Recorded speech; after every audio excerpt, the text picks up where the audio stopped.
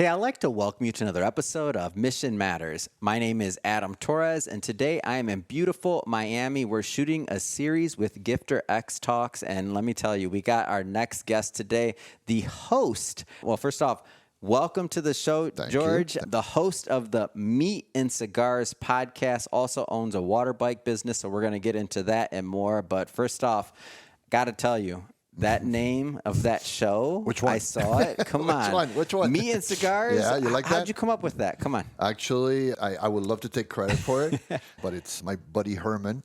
Our favorite carnivore? Our favorite carnivore, a coach. He came up with that one. At first, I was like, no, I don't like it.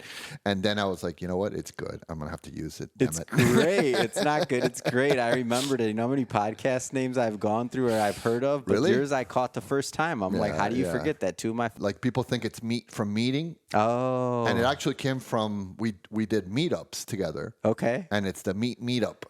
Oh my! Okay, mind blown. It really, Talk about the format, because for those at home that haven't seen it yet, or those that are in their car listening, like, describe the format for us. So it's pretty simple. I mean, we normally would get together with friends, smoke cigars, and I'm Argentinian. I was born in Argentina. Obviously, I didn't keep a lot of my Argentinian, perfection, but I definitely, when it comes to barbecuing, soccer, and, and just being awesome. No, mate? And mate? Do we throw some mate in there? I do the mate. Yeah, I like but the mate will get you in the bathroom real quick in the morning, so you got to be careful with the mate, especially if you're a newbie at it. But yeah, so we used to get together all the time and have these really in-depth conversations, especially when we had a few drinks. Yeah. We got really, into philosophy and all kinds of stuff. So, every time we finished the night, we would tell each other, damn, we should put this on video. Like, somebody will enjoy watching this. Yeah. And then one day I said, you know what? We're going to do it. Dang. And then we started with that. And obviously, Herman is one of our co-hosts. I have other 2 or 3 friends. And every now and then I bring in new people. Mostly the idea is just to enjoy ourselves. Yeah. Like I said, we enjoy eating meat. I love doing barbecue. I've started with my comfort zone, and then I've gone out of my comfort zone. I've done disasters. I've done brisket that it's like rubber. I've done, I've burned meat. I've tried wood. Hold up. Time out. Wait. We still ate it. Wait, time out, man. You invited me to your show later on. No, we're going to eat good. We're going to eat good tonight. Hey, this better. I'm going to report back on this one, tonight man. We're going to go to the classics. Don't be doing any experiments on me, man. No experimenting. We're going with a classic tonight. And then the cigar part. Yeah. Which is another thing that I enjoy. I picked up maybe about 15. So I used to smoke, obviously. I don't condone smoking, but I quit. I gained a lot of weight. Then the whole workout thing came in, the carnivore, which you guys already talked about, but it's part of the podcast. And then we started smoking cigars. Yeah. And it's just one of those things that, you have the meat. Yeah. You finish the dinner and you have the cigar with the scotch or with the cognac, and it's just it's almost like a tradition, like something that just relaxes you and you really enjoy. Yeah. And then of course we started learning about cigars because you don't just go and get the first cigar and go, that's it, I'm done. Of course. And we've had all kinds of cigars, and we really, hopefully eventually the cigar companies will want to do some advertising with us. Come on. I have Sidecar. I don't know if you ever heard of them. Oh, yeah. Sidecar, they have the lighters. I actually met the owner on an event, and he's become a good friend, and he comes over. He's done a few podcasts. He also promotes wines. He's starting a wine company called La Pistolina, which is an amazing wine. I don't know I know where he got it from, but it's really good. I like wine really with good. Meat. Come on, man. You can't beat wine and meat, and then you got the lighter. And so, look into that camera, cough up that wine, man. And it's very, very, very good wine. It really is. Yeah. It's expensive. It's in the 60s, which is not, I wouldn't say it's a wine you can drink every day. But he has other options to it. So, yeah. So, Mike, Thank you for the wine. It was awesome. We Mike, really enjoyed we take wine over here at Mission Matters too. You know, that's part of what we do. But well, we'll get him on here. We'll get him on here. What's one of your favorite parts about being a host? Like, since you started doing it, I know it started with just like, you know, this creative outlet and just like, man, let's just record it. We're having these great conversations anyway. We're having some fun convos. Like, I know over time that evolves as a host, and you got quite a bit of episodes out there. So, like, in retrospect, from where you started to where you're at now, what's been one of your favorite parts about being a host? I mean, to be honest, obviously I'm a talker. Yeah. I've always been a talker, you know, since high school or school, you know, I would get a lot of shut up. Okay. Stop talking. I'm like, but why? Why? Now you're like, it's my podcast. So now it's like, you can make money from talking. So it's a good thing. So there is a learning curve. I am still learning. You know, at first it was just chattering. There was no direction. Then once you edit, you look at the video and you realize, you know, you want to allow people to put forth their idea and put forth their point of view. Even though in your head, you're disagreeing wholeheartedly with it and you want to say something against it, you just need to sometimes just shut up and allow the host to explain what they're explaining and kind of allow the progression of it. Kind of like what you're doing right now. So a good host. It trains you to be a better listener, though. Absolutely. And in my personal life, I can think about it's trained me to be more present, because you have to really understand and feel and hear the other person versus once you've been doing it a while, there's no more of this concept or feeling that many do, and myself included, in our normal lives, which is waiting for your time to speak, right? It doesn't really work that way. Not if you want to be there and present and get the best out of your guest. Yeah, definitely. I mean, one of the things that I've learned is that not only do you allow the person to speak, but you also listen to what the person says. A lot of times we listen so we have a reply. And I am working on that. It's kind of hard to do because as the person speaking, you're thinking of things. But the thinking makes you stop listening. So you're not really listening to what they're saying. You're thinking about what you want to say. So at that moment, there's a moment there that there's a disconnect. Yeah. You're no longer listening. You're no longer wanting to ask the right question or allow the person to go forward. So that part is pretty interesting. And like you said, I mean, it does help. Comprehension is a big part of life. You know, if you want to get a job, if you want to, you know, advance in life, you need to understand and understanding. And then there is you're in disagreement with what people say. That's a big one.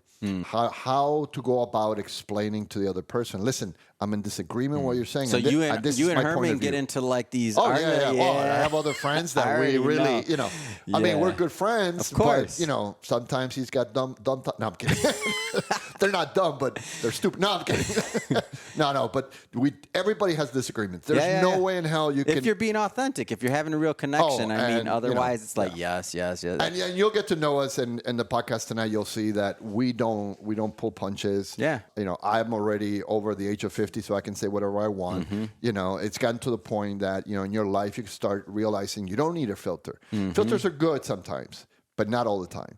And the more authentic you are, the more you do things you enjoy, the more you things you enjoy, you're better at them. And when you're better at them, you provide people with a better service.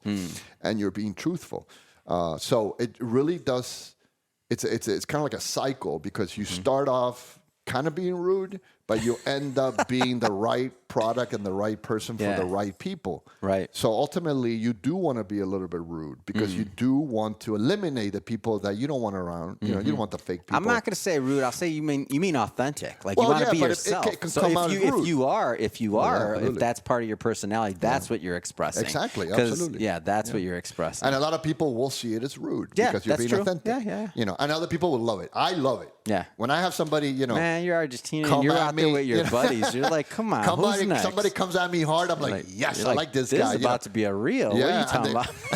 And the guys are like looking at me like I was being rude to you, like I was being aggressive, and I'm like, No, but I like it. I like, Yeah, I'm good with that. Yeah, I can you. handle that. Yeah. I can't handle, I don't know where you're coming from. That, oh my God, it's so nice to see you. You're like, you can't handle past the meat, man. Like, what? You better stop eating all this meat. You better give me some content. Yeah, and it's a great excuse to eat more meat. Yeah. I mean, come on. Who doesn't like to do barbecue? For sure. How many episodes are you in roughly? We're on 9 episodes right now. Wow. Okay, so it's pretty young in the journey. I'm just curious, and if this has happened to you yet, my guess is going to be no, because it comes a little later. But have you started to develop like that kind of almost that third sense, or that other sense, that to where you're starting to think about the audience and their perception in your conversation? Oh no. Yeah, that's what's next. That's what's next. It probably took me, and I'm not projecting this on you or anybody else watching, but I feel like I was a solid 3 years in before I started to really it took me a solid 3 years to be able to just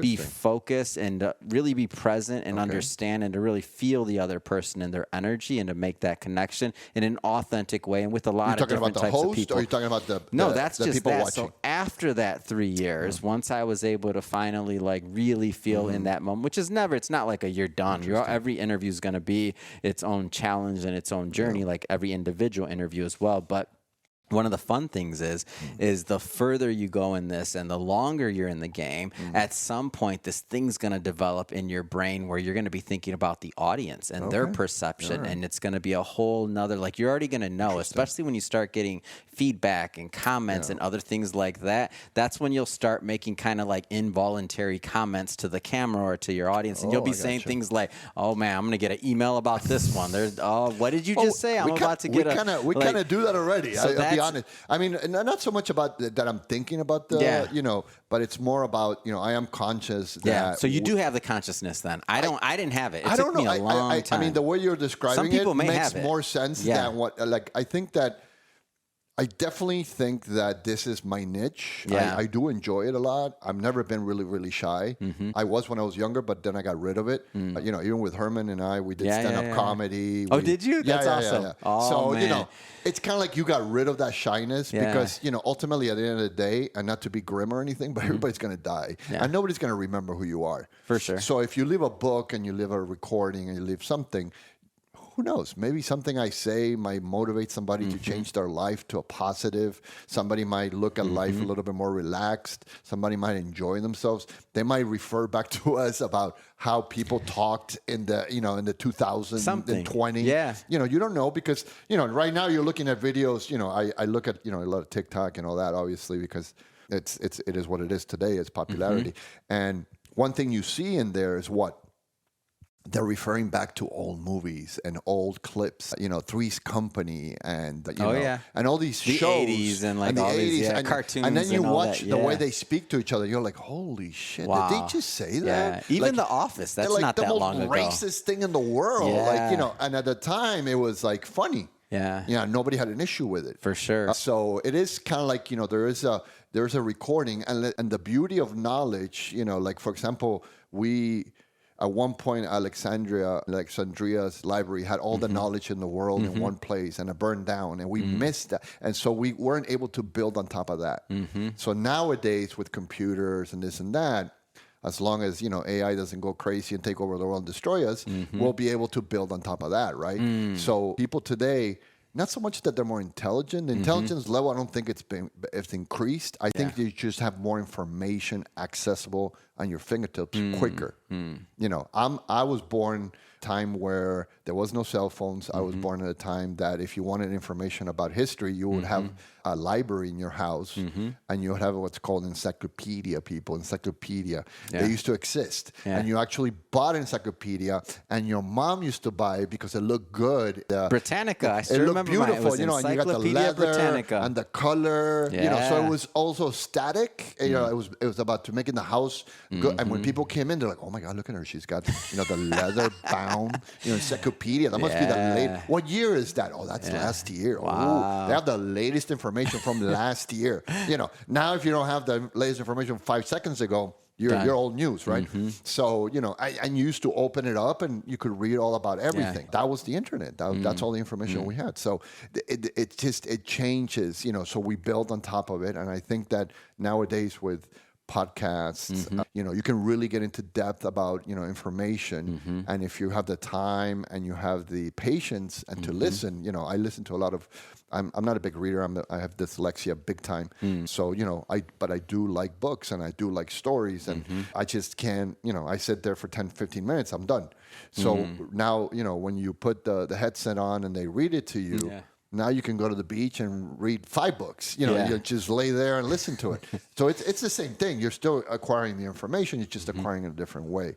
And YouTube, to me, has been godsend because I can do anything with YouTube. It doesn't matter what it is. I need to build a house. I build a house. All I got to do is go to YouTube, and it'll explain to me step by step, visually, how to do it, which is awesome. So, I mean, there's a lot of that. So, yeah, I definitely do enjoy this time. I think it was a Roman emperor that says, "May you live in interesting times." And I think we live in amazing times. Now with the AI and the computer and all these, podcasting. And I mean, who'd ever thought that I would be doing podcasting? Not that I'm very popular or anything like that. We have very few followers, but who knows? Maybe in a year from now, 2 years from now, it'll grow. It'll become something else, and we'll see where we go from there. Yeah. Actually, final question, and that's where I want to take it. And then the reason why, speaking of like looking back at this, we're going to look back at this in 5 years and 10 years at this interview right now. You're 9 episodes in, you're a baby. So that means you're about to be in the double digits, then you're going to be in the teens, and hopefully you make it to that centurion no pressure, but yes, I will put pressure. So let's say you keep on doing it. What's your vision? We're entrepreneurs too, so dream for a moment. What's your vision? No, my vision is definitely, I'm a foodie. I've always been a foodie. I love to cook. So definitely bring forth the Argentinian barbecue and elevate it. Like Peruvians have elevated the ceviche. The best Michelin star restaurants in the world are in Peru. Argentinian barbecue is amazing, but it's never really been improved on. It's just, it is what it is. You put the salt, you put the thing, and that's it. You're done. And it is amazing. It is. I agree. No, it's really good. But it's not been elevated. It's not been bring forth and improved. Specifically the barbecue. So that would be, I do pop-ups. I love to cook barbecue. So I do pop-ups once a month. We get together, in a parking lot, in somebody's restaurant. It doesn't matter. I don't really care. That's amazing. As long as they allow me to cook, I'm good. So I do the barbecue. Everybody eats. And my point is that every time I do it, I try to improve or I try different things. Yeah. And I try to get to the point of whatever I'm making, I make it to the maximum potential. If I need to burn, the charcoal little by little, I'll burn it little by little. You're making me hungry right now. Stuff like that. Yeah. So the idea would be that the podcast becomes popular. We represent some meat in companies and that the pop-up becomes a thing. I've actually looked into the idea of doing a carnivore expo, basically invite the best 10 carnivore restaurants in Miami and just have a festival and all out meat. I'm all over that, All you do is dude. just meat, no forks, nothing, just everything by hand like animals. And they just serve the food in a big... I don't know about and you're that just part, grabbing, man. I'm telling you, people will love that. They'll love that. I just want the meat, but I'm you can bringing wash your some hands, forks. but dude.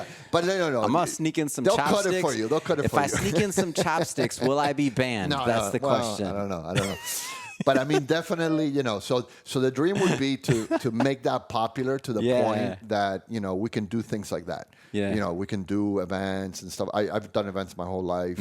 I've done all kinds of events, sporting events, eating events. I've done concerts. So I have the experience to do that. So definitely I would love for that to become popular to the point that I can, I can really bring, I can bring, so I don't know. It's an old movie. I don't remember the name of the movie. I don't think we have time for it. But anyways, in this movie, there's a guy, and they ask, and the guy's kind of a little bit of a dick, and he's dating this girl that's really intellectual, and he's not. And the dad doesn't like him. And he tells him, listen, what do you want to do for the future? And he goes, well, I want to try to sell something that's not going to hurt anybody. I want to sell a product that's going to be good for people. And so he starts talking about something that doesn't exist. Yeah. Because everything we do at a certain point hurts somebody or somebody's in disagreement with it and stuff like that. And I've always thought about that, and I always thought it was funny, but I always thought about it, I've worked with companies like, I don't want to say names, but, certain, soda companies that, I know that the product is not good for you. It's too much sugar, there's syrup. I work with other companies that I know they took advantage of workers and things like that. So this, to me, this is something, not only is it something I love, it's something that brings joy, and I'm providing nourishment, I'm providing an environment, a fun environment for people, and I'm bringing joy to people, even if it's for an hour or two. So the podcast, in my opinion, is funny. We tend to be funny, tell jokes, and enjoy ourselves. So that brings another joy, another part of it. And we do talk about, interesting topics, but in a fun way. Never, we're going to get to fights. So that's fun. This is fun. Then, of course, the water bikes that we don't have time today. But, so everything that I'm bringing forward that I'm trying to do in my life today is something that it's not going to take away from your life. It's going to add to your life. And most of the time, it's going to be a joy and an enjoyment. And what more joy is there in life than eating a good meal and hanging around with good friends? I mean, that's probably, and the cigars and the meat, it goes all together. And it just makes everybody happy and everybody has a great time. So that's really what, that would be my ultimate goal, would be to get to that point where I could do that on a monthly basis. I am kind of doing it right now, but obviously, to get to that point that I can do it and I can bring forth even better products and develop even better things and make the play even bigger and just keep growing from there, Man, and touch as many people as possible. I see the vision. I already see there's going to be a partnership because I want to come out here, and I already know I'm going on the show, so that's going to be a lot of fun. So I'll get to experience that. I'm going to show the other co-founder. I'm going to say, man, come on, George is here. He's already. We want to do events over there anyway. Let's figure out how to make it work. Last thing I want you to do: look into the camera, tell people how they can follow your show, and then also you're an entrepreneur, your water bike business, which we didn't have time to talk about today, but definitely leave the website and how people can follow. Absolutely. So you can look up on Instagram, Facebook, on YouTube. You can look up Meat and Cigars. Meat, M-E-A-T, and Cigars, the A-N-D, not with the little thingy. And you can also, if you're interested in participating in the pop-ups, you can also email at meatandcigars.com. The water bikes is Miami Water Bikes. And you can also follow, we have the website, miamiwaterbikes.com. And you can email miamiwaterbikes.com if you want more information. And, of course, we're on all the medias, Instagram, Facebook, and YouTube. You can look us up, and you will love it. We live in the beautiful Miami area. We have beautiful waterways. We have a beautiful bay. We have beautiful canals, dolphins, raccoons. I mean, it's awesome. So when you're in Miami, look us up, and we will be happy to host and show you a good time. Amazing. Well, thank you for coming on the show today. And to the audience, as always, thank you for tuning in. If this is your first time with Mission Matters and you haven't done it yet, hit that subscribe or follow button. This is a daily show. Each and every day, we're bringing you new content, new entrepreneurs, and new stories to hopefully inspire you along the way in your journey as well. Again, hit that subscribe or follow button. And George, man, I'm so excited to go eat some meat and to smoke some cigars and hang out on the Meat and Cigars podcast. So thank you for having me later on today.